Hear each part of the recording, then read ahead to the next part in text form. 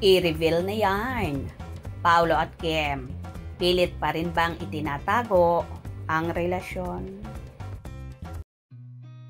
I've seen a lot of change, been through a lot of pain.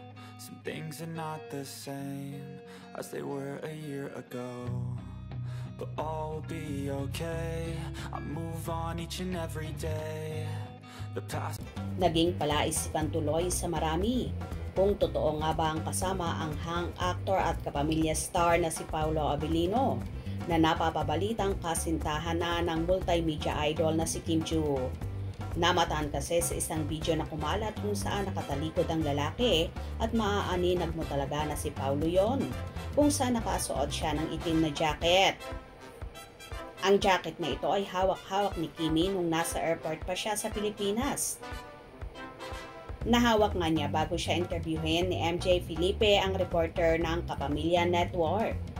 Ang naturang video na yon ay ipinapakita na kalalapag lang nila sa South Korea at doon nga namataan ang lalaking nakatalikod at kung titingnan mo talaga ay si Paolo yon.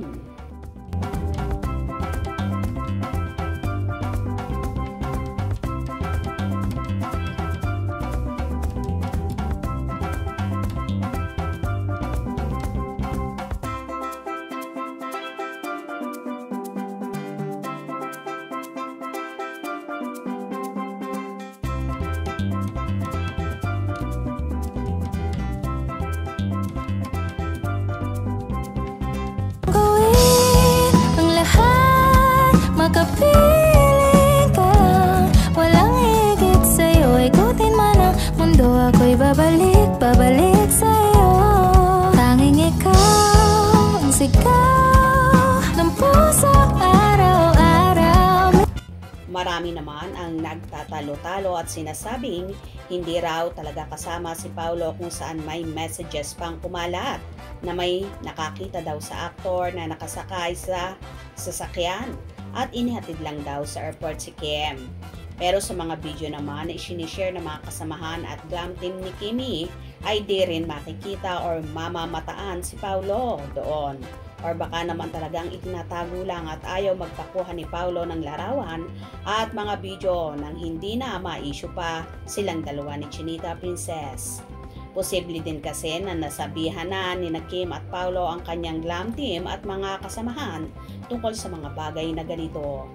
Ano pa nga ba ang ikinakatakot ng Kim Pao kung bakit ayaw pa nilang ilantad ang kanilang relasyon?